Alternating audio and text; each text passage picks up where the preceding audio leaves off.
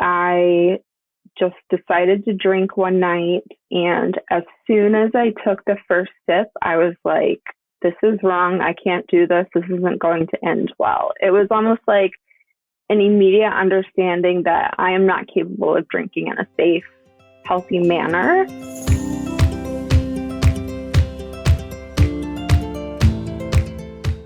All right, my friends, I have a great conversation today with Brittany. Brittany, thank you so much for joining us on Sober Stories podcast.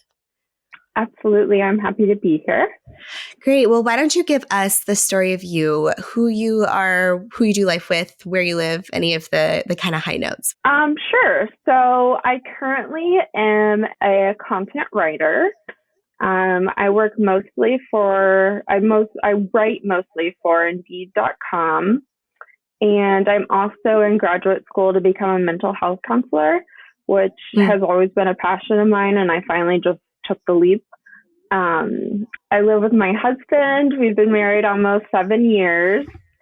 My dog is my baby. I live in Tampa, Florida. Beautiful. We might have some dogs interrupt us here too. Oh, same.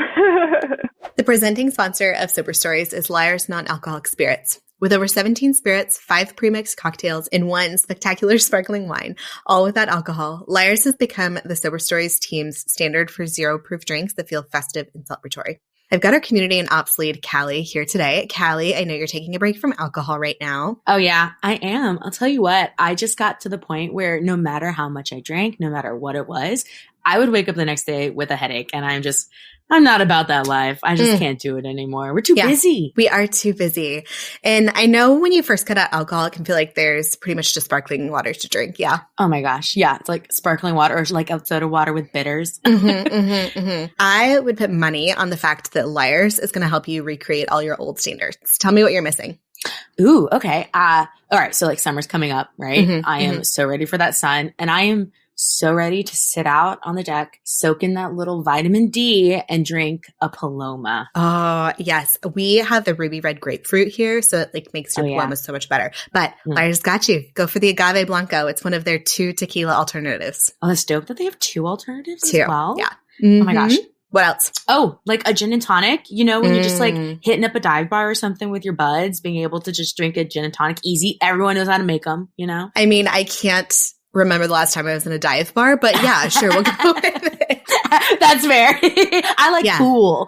Yeah. Okay. I don't remember the last dive bar I was in, but we've got you covered still. We have 2 different gin alternatives. They have the pink London spirit or the dry London spirit. So if you want a little pink gin and tonic, we got you. Oh, you know that. I love an aesthetic moment. Aesthetic. Okay. What else? Oh, you know what? I also have it out here just like, I love a mojito as well. Get that like nice herby, that like just so mint forward. Mint forward. Yeah. I'm going to put that as my tagline in my bio. Mint forward. Just sassing a little mint forward. Yeah. But we've got you. Liar's has a white cane spirit. It's got this great little monkey on the bottle because all of their bottles have like the animal of the place where they came from. That's so fun. Yeah, they got you. Liar's is into recreating well as many non-alcoholic spirits as possible. So Callie and anyone listening to this, head over to liars.com and use code SoberStories1010. That's the number 10, the word 10 for 10% off your purchase. Liars gives you the freedom to drink your way, to not just provide an alternative to those who don't wish to imbibe alcohol, but to ensure that everyone, like Callie, can enjoy the mirth and the merriment of a soiree or shindig. Well, so tell us the story of you and alcohol. How did you come to be where you are now? Is it a short story? Is it a novel? What's the main synopsis and theme of Brittany and alcohol? It's kind of in the middle of a short story and a novel. So in college, I had issues with Adderall. I was misusing it. And I ended up going to rehab when I was 21. I'm 30 now, 31 now. I haven't quite accepted 31. Yeah, I feel like once you hit 25, it's like, I got to do math now to know how old I am. I know, exactly. But I went to rehab, and that was an experience for sure. I was a little, I actually had to convince my parents to send me there because I just didn't know how to get away from that drug. But I think that I was still very immature. I had just turned 21. So I was like, you know, this is my life. I'm officially an adult. I can do anything I want. And after that, about 3 months after I got out of rehab, I started drinking in a non-healthy manner. So I was around 22 then. And then it took me maybe like a year to finally come to terms with the fact that I was an alcoholic and I was abusing alcohol on a regular basis.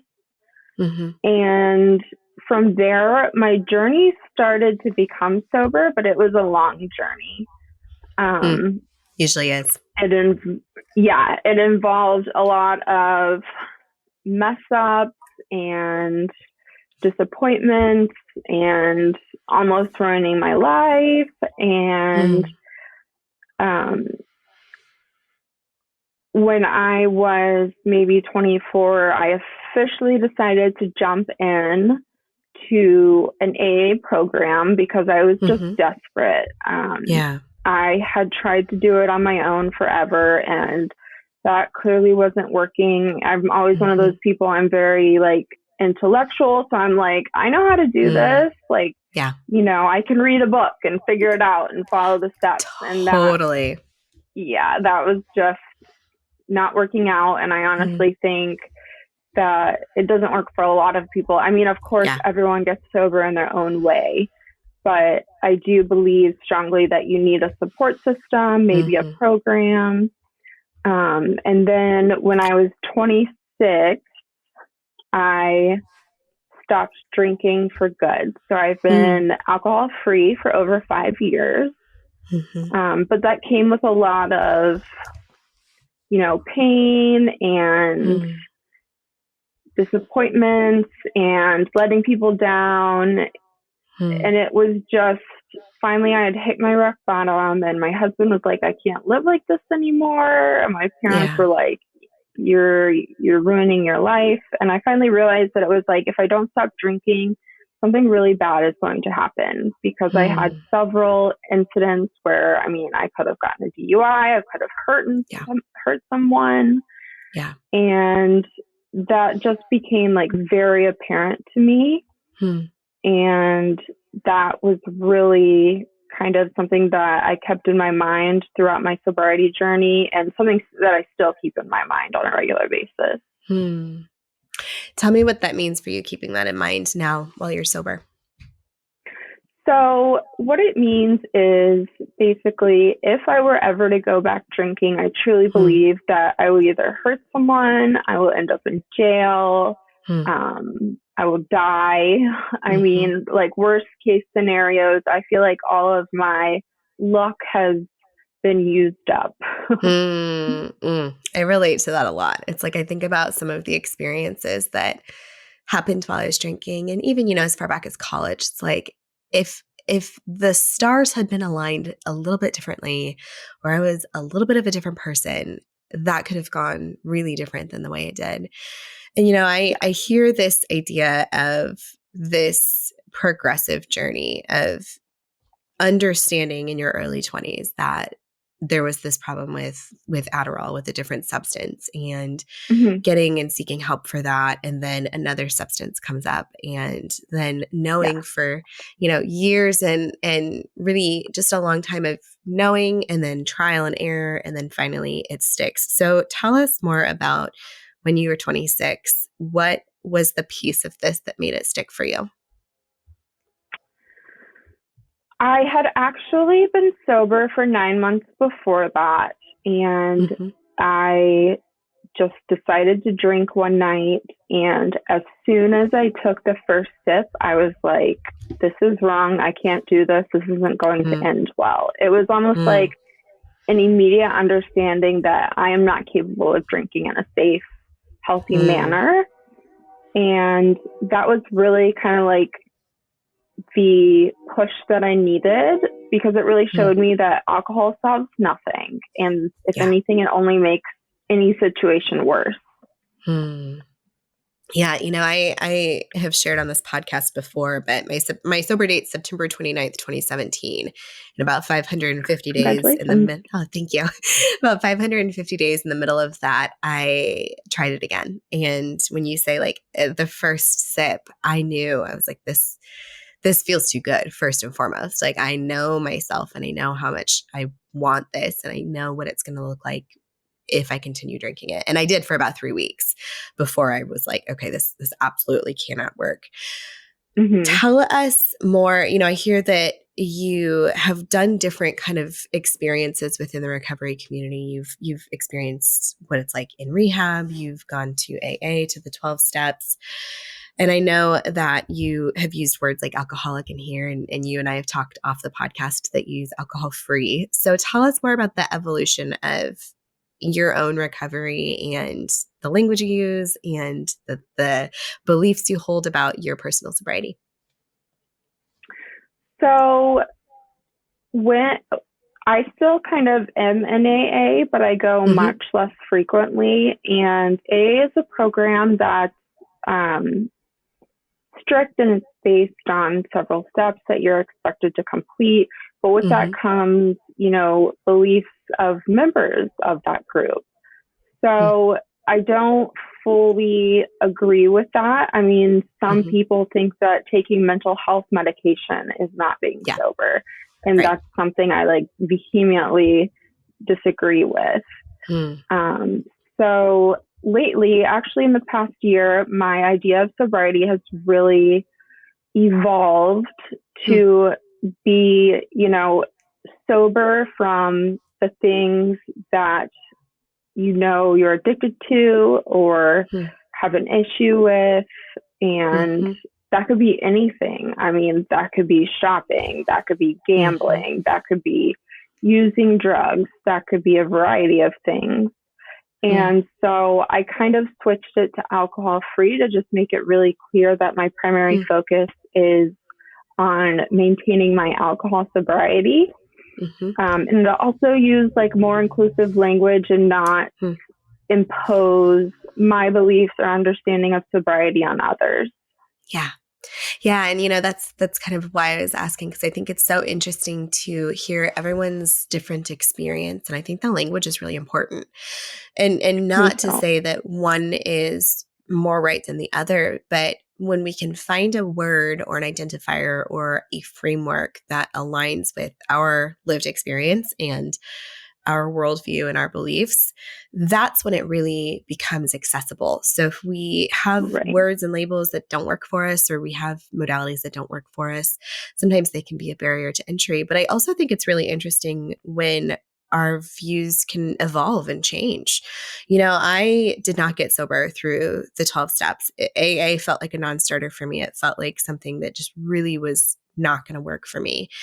And now that I'm 4.5 years in, like I have a curiosity about it because I think the 12 steps themselves, the 12 steps are personal development work. If you take it outside of the context of, AA, it is like some of the steps are good. And I really agree with you about community and finding people to do this with. I personally believe that we can do it alone, probably, maybe, but it's going to take a lot longer and it's going to be a lot harder. And if we do it with other people, it's faster, better, more connected. And so, the more I learn about it and the more I learn about different inclusive spaces, like I just heard about a queer AA group here in Austin. And I'm like, oh, that's cool. I didn't know that existed. And I think that it's just interesting and kind of cool to be able to like stay curious about it and understand that we don't even have to like be fixed in our ideas of what our own sobriety is, what the recovery field should be like, what all of this, is supposed to quote unquote look like. But that reminds me of a post I was reading of yours where you said that you have really only started sharing about your sobriety in the last year or so, but you've been sober for quite some time. So tell me more what that has been like and what if there's been any difference in talking about this more publicly. Sure. So I will tell you the first year of my sobriety I spent at home. I mean, I hardly left the house. I was just embarrassed and ashamed of the situation. I was so concerned what other people would think. And then a few years in, I really gained this confidence around sobriety. I finally learned that it was an asset rather than, you know, a defect or a disease, which, I mean, I do believe it's a disease, but I believe it's something that is meant to be overcome and make you stronger. And so after that, I just decided to start sharing because I began realizing that so many people out there need to know they're not alone, and they enjoy reading these posts and seeing other sober people interact with life and how they're doing. And I try to keep my posts very real, not all, you know, optimistic and this is the perfect way of life and things like that. But once I started sharing, I really noticed so many people reaching out. I mean, people that I had no idea, like old high school friends, random people on Instagram, just reaching out and being like, hey, can you help me? I'm just trying to get sober. Like, do you have any recommendations? What did you do? And that has been really empowering and has encouraged me to continue doing what I'm doing. Yeah. Now I know what you're thinking. Beth, what the hey doodle is ashwagandha? If you're like me, you've seen the increase in ingredients like reishi mushrooms and maca root used in the non-alcoholic space, but maybe you don't really know what it is that you're sipping. Well, my friend, here is why you should dig Dissois aperitifs as much as we do at Sober Stories. They're chock full of adaptogens, aka plants and botanicals that help your body respond to stress, anxiety, fatigue, and overall well-being. Like their flavor, Purple Loon, with the relaxing, restorative, and mellow properties of ashwagandha. Or my favorite, Golden Hour, sweetened by lemon balm and its mood-enhancing, libido-boosting, and stress-reducing characteristics. And in this day and age, you know we could all use some help with those stress-reducing characteristics. But in all seriousness, one thing we hope to get out of sip of something boozier is that relaxation and relief. But ethanol always kicks us when we're down on the other side of that hangover. When you're drinking Dissois, those nifty adaptogens are doing a great job of actually giving you that relaxation and rejuvenation you crave in an evening nightcap. Try it yourself with code SOBERSTORIES and save 15% off your first purchase at drinkdissois.com. That's DRINKDESOI.com. And really, that's the ethos of what we do here. What we're doing in Sober Stories is sharing stories of different people getting sober, being sober, in whatever their definition of sober is too, because once we can see somebody who is like us, or we can relate to them or identify something about them that makes sense to us and we see them doing it a different way, I think it really opens doors for people and gives them the opportunity to make a positive change in their own life. And I know that was the case for me until I saw somebody doing it. Until I saw somebody doing it outside the 12 steps specifically, it felt inaccessible for me. And I thought, I was like, well, if I have to go to AA, I guess I'm just going to be a drunk. Like, I guess that's my only other option. But when we see somebody else and even somebody going to AA who is somebody that we respect and admire or have connected with, to see them doing that, I think it's a really beautiful way to open doors for people and give them permission to do things differently. So I'm curious what it has felt like for you to be able to share and be able to be vulnerable like that. It has opened the doors to a lot of things. It has really increased my confidence, my comfort in my sobriety and in life.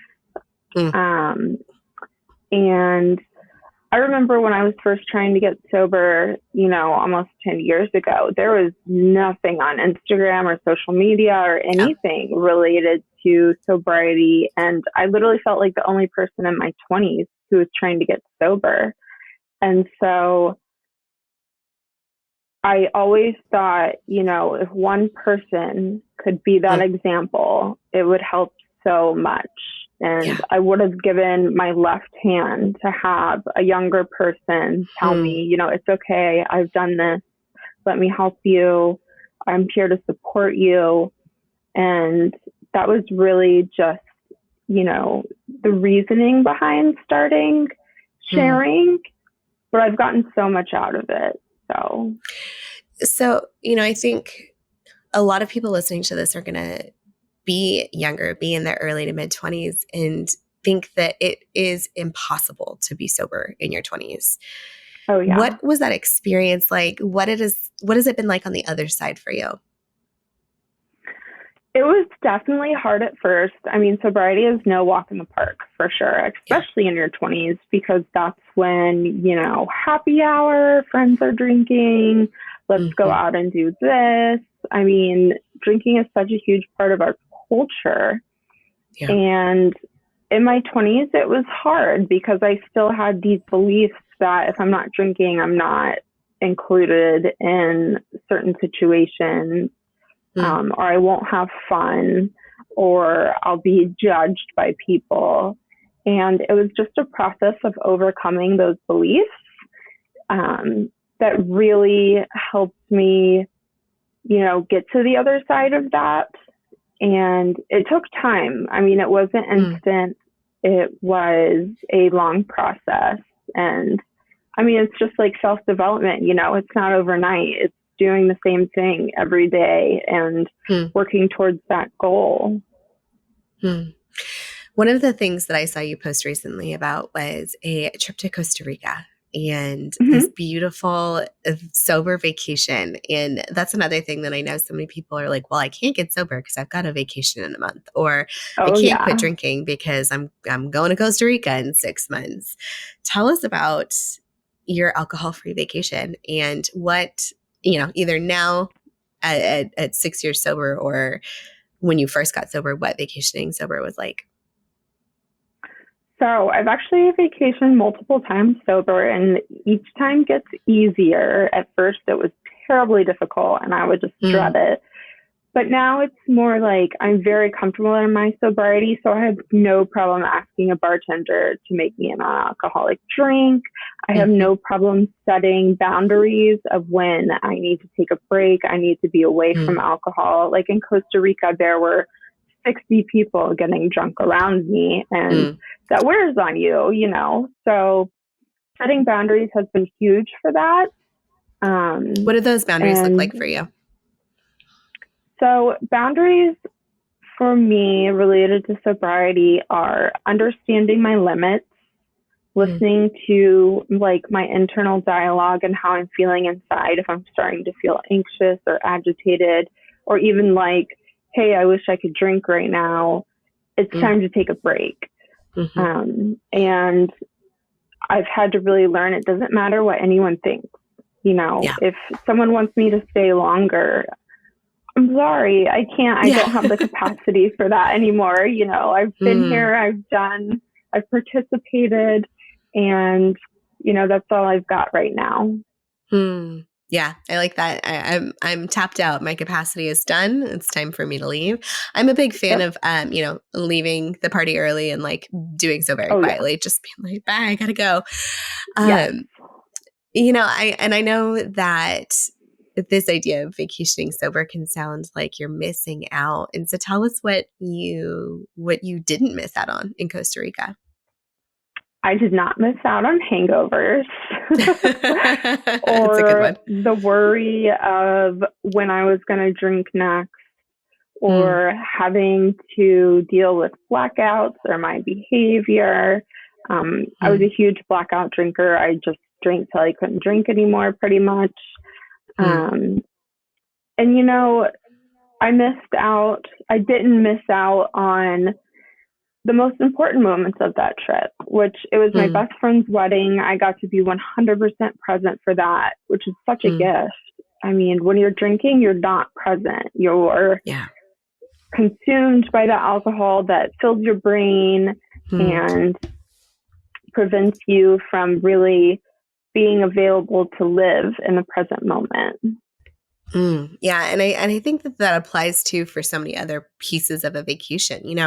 We go into a vacation with this idea of rest and rejuvenation and connecting with whoever we're with, and maybe, celebrating, having fun, having all these experiences. But you can do all this without alcohol. You can go to, the event, you can go to the wedding, you can have the relaxing spa day. You don't have to have alcohol there. And I spoke with a guest a couple episodes ago, Jyoti Chand, and I really thought it was interesting the way she phrased it. She said, I didn't realize how much I was inviting alcohol into my life and how many different like places that we had invited alcohol. And I think that's a really interesting idea of like, we have learned to associate these experiences with alcohol, but it doesn't have to be that way. It probably wasn't Right. always like that for us, for society as a whole. Like we've just learned this. And just as we've learned this, we can unlearn this and do this differently. Yeah. I know completely agree. I know that mental health is a part of your story, and you are now in grad school for mental health counseling. So tell us more about what led you to pursuing this for a career. So I've always been interested in psychology. I double majored in that in my undergraduate studies. And I started having some pretty severe mental health issues in kind of my late 20s. And I just really began to understand that I'm not the only one who's dealing with that, right? Yeah. So what can I do to work with others, help others overcome these things that could potentially be greatly affecting their lives? And especially now that mental health is finally receiving the attention it deserves, there's an increased need for therapists, and it kind of just felt like a good opportunity, but it's also very much a passion. I have a lot of therapist friends, and they're like, I'm booked out. I'm tapped out. I cannot take on any more clients. And not only are we gaining more awareness about mental health, but our mental health has gotten worse because of COVID and the pandemic and everything we've experienced in the last 3 years. So it's this interesting intersection of awareness increasing, but also problems increasing. And the kind of the chicken or the egg, it's like, are we aware of our problems more, so we're noticing it, so we're going to therapy, or are our problems getting worse because of our environment? Or, the answer is probably both. But the mental health field is really strapped right now. It's really, really overburdened.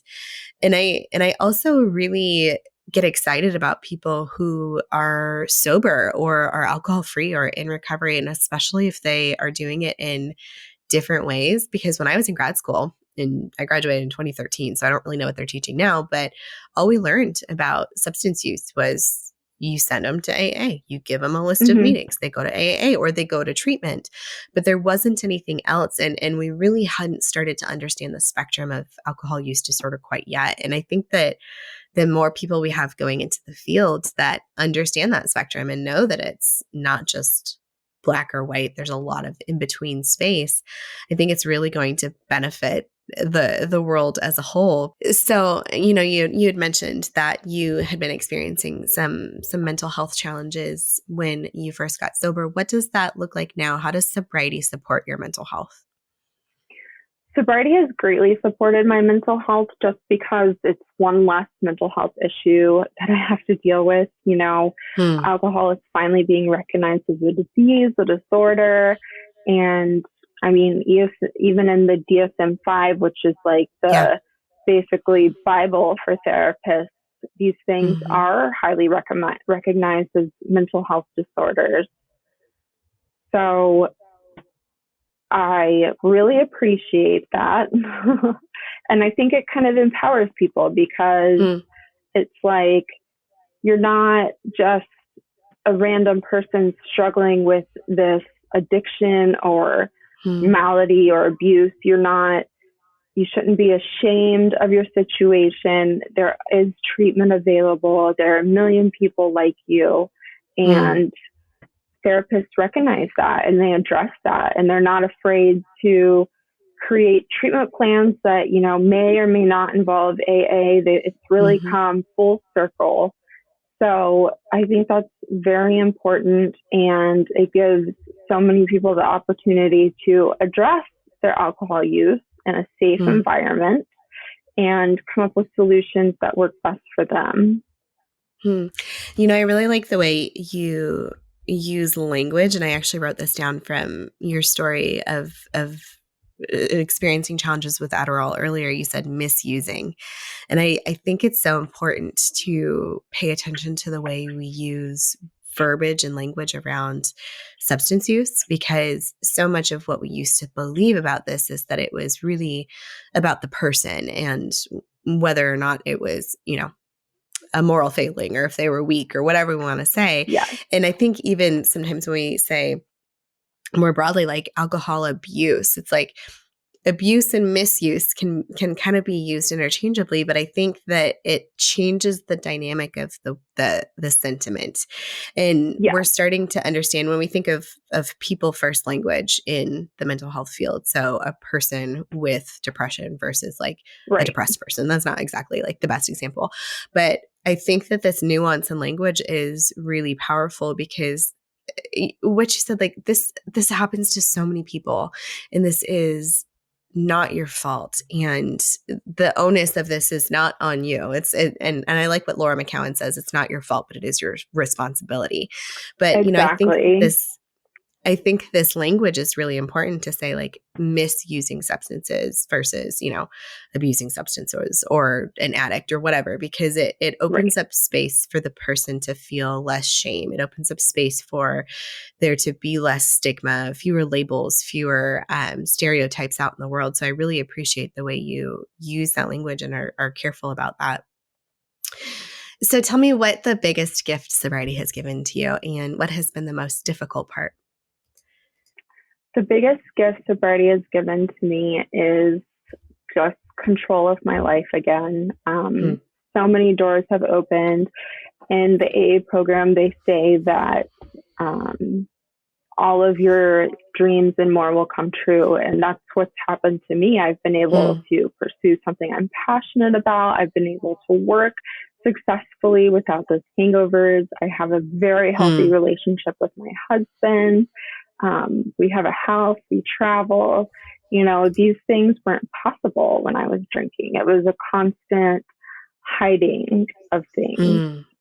The most challenging part of sobriety has been just constantly being aware of my self-talk and how I'm treating myself, and really just keeping my expectations and beliefs in line with my personal moral system. And sometimes that's hard because, especially when you're around a lot of people drinking, it's easy to second guess yourself. So it's really been just a challenge to overcome those beliefs and rely on my own knowledge of what's true. I like that a lot. And I think when I think about the time when I tried drinking again, it's because the self-talk and the inner dialogue had started to say, well, maybe it wasn't that bad, or maybe I've changed, or man, it sure looks fun what they're doing. Maybe it's not so different. And to pay attention to the way our brain is thinking in those and to pick up on those cues, I think is really challenging. But like you said, that's the piece that keeps you aligned with your values and aligned with what you know to be true. And I think that we're really intuitive and we have good gut feelings about what is and what isn't right for us. But we have so many external stories. We have so many external messages that we're receiving about alcohol that it's easy to second guess that. And anytime that we can keep that top of mind, I think is really, really important. I agree. So the last question I ask before we finish every interview, and take your time on this one, is if your story were to be published, what kind of story is it? It would really be just a journey from like active addiction to sobriety and what that has meant in my life, how I did it. Not so much imposing how I did it, but just sharing with others one possible solution. I like that. One possible solution. Here's one story. Here's my story. Take what works for you and carry on. I love that. Take what works and leave the rest. Exactly. Beautiful. Well, Brittany, thank you so much for your time today, for your story. I know somebody out here is listening to this and needs to hear this story of getting sober in your 20s, the time of trial and error and figuring out how this sticks long term, making connections and community through the 12 steps and then what you've made in this space ever since. So I really appreciate your storytelling and your story. I know our listeners are going to want to connect with you. So how can they find you? They can find me on Instagram. My Instagram handle is Hey, H-E-Y, Britt, B-R-I-T-T, K-K-A-Y. Okay, beautiful. All right, my friends, go give Britt a follow. Thank you so much for your time, and we will talk soon. Thank you so much for having me on.